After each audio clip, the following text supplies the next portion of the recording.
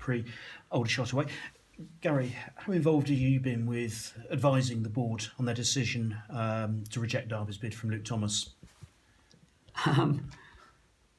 Well, obviously, as the manager, you got to be heavily involved as far as they ask your opinion, like they ask every one of the other board members' opinions.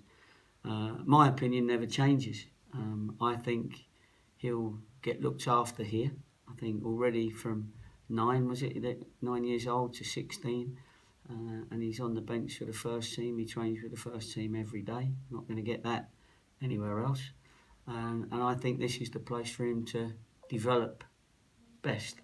Of course, we've got to keep talking to Luke, got to talk to his parents, which we hope's on the horizon, where we can explain that we think he's got a great career in football and he's going to need to time all his moves well.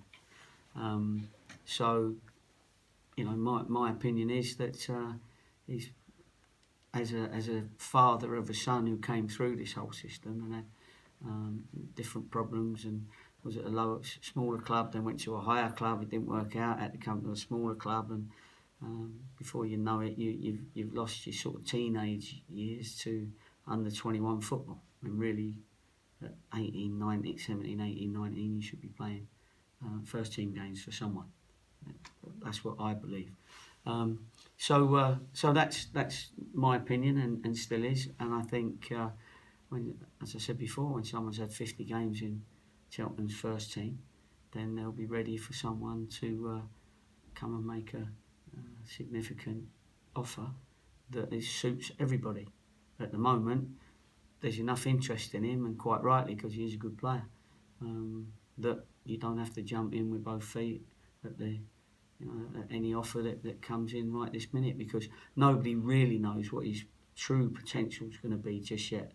And if he's a Lionel Messi, then we don't want to be giving a Lionel Messi away at 16 when he can help this football club grow in stature and try and get up the leagues. It's bizarre, isn't it, that the competition for players and the money that's paid for players seems to be much younger these days. I mean, I'm presuming you're not getting offers of similar levels for players who are in your first team on a regular basis. No, not at the moment we're not.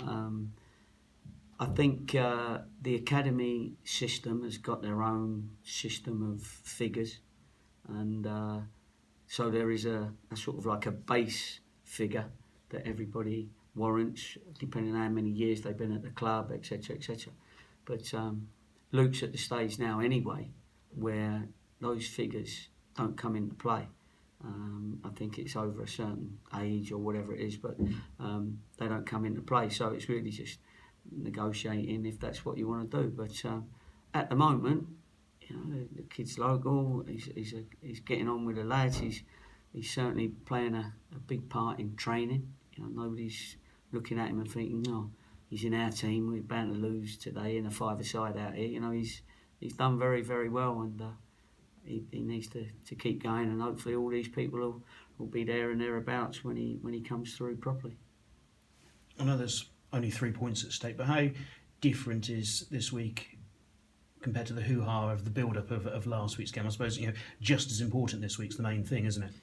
Yeah, I don't think the hoo-ha wasn't here, was it? In-house, it was out-house sort of thing, and we were a little bit disappointed that we didn't quite get our game going. I'm always disappointed when I don't see our game for long enough. We had it for short periods of the game, but anyway, we kept them behind us. There's been a couple of good results this week for us, with Chester and Dover drawing, and Woking beating Tranmere, and Lincoln drawing last night with Boreham Wood. So they were good results, but we've got to keep getting results to try and you're always just going to have your nose in front. You're never going to be 10 furlongs in the lead, to use a Cheltenham racecourse saying. But so there's always going to be teams quite close to you.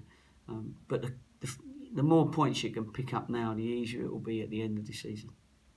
And I suppose Aldershot on a bad run at the moment. So is it just a case of making sure that you, I suppose, continue that for them? Well, they're on a bad run, but they drew with Bradford and then went to Bradford and had a replay. So we don't know, and all we know is that we've got to be on top form, and Aldershot have got to be, not at their best. And generally that happens if a team wins, and the manager will say, we're not at our best if it loses, we've done well if it wins. So you have to treat Aldershot the same as you would Nottingham Forest, Forest Green and Wrexham and teams like that, because that's the next big game that you got. So I'm not going to let us sort of go away from how important every single game is.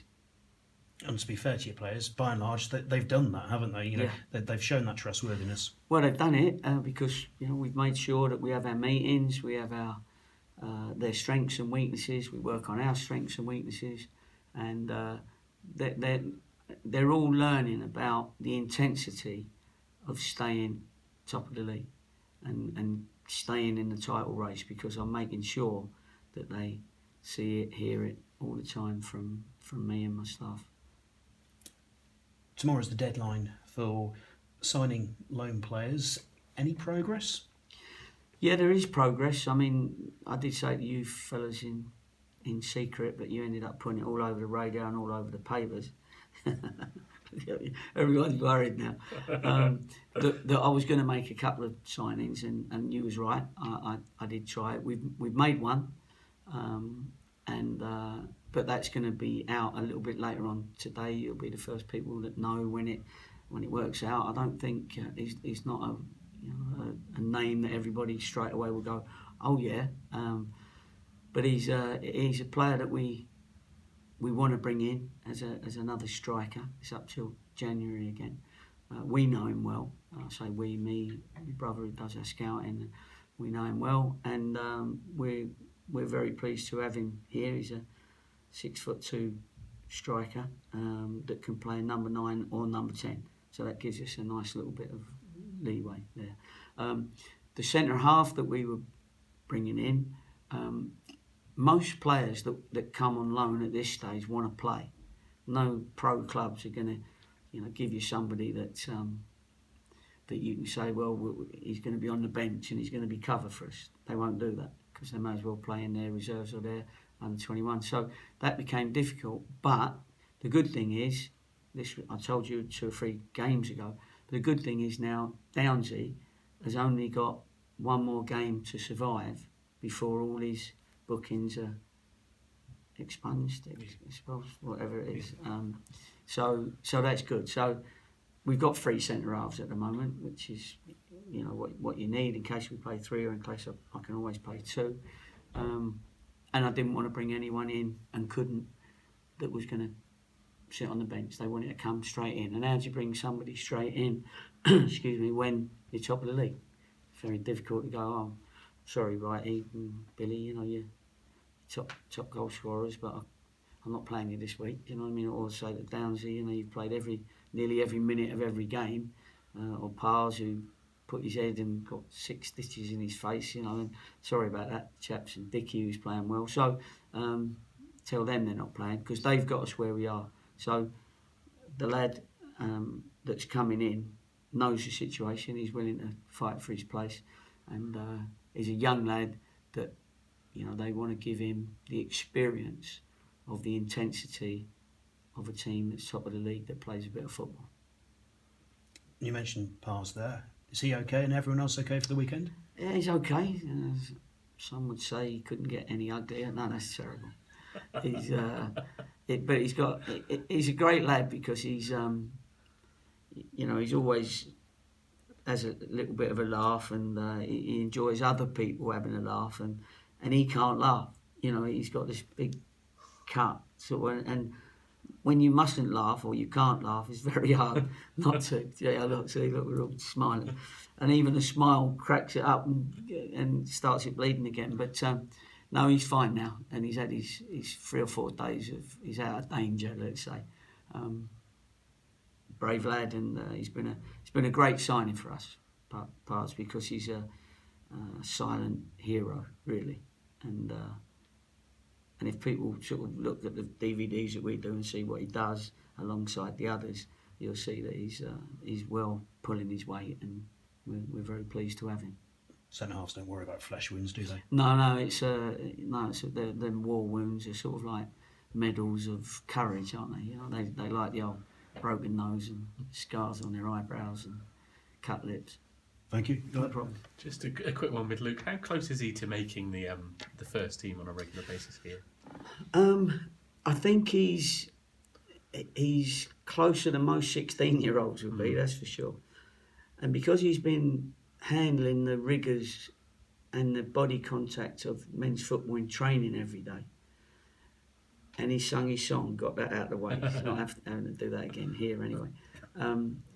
He's close. He is close. I mean, I know at the moment he's playing with a youth team. It looks like he's a long way away, but he isn't. He isn't a long way away. And what I'm hoping to do is mix a few of the lads for the Gloucester Cup on Tuesday, where Luke will play, and that will give him an opportunity to play with some of the pros in a competitive game, along with a couple of other young lads that we want to give an opportunity to. Regarding it's the FA Trophy first round today, you've got a number of players out on loan that you've presumably got to make a decision on whether you want to cup tie them. Have you had that conversation with Gloucester? Yeah, I've had that conversation with Gloucester, and because James Bowen and Hanksy has been there quite some time, and they're paying their wages, I felt it was only fair that we should allow them to, not mess up. Because we don't want them to win the trophy and then them not play the next week for whatever, because they've won. But Harry Williams has only just gone there, so we've asked if it's okay that we don't cup tie Harry, because he's been on the bench there at the minute. He's only just joined them, so that's what we've done with those three. Okay, excellent.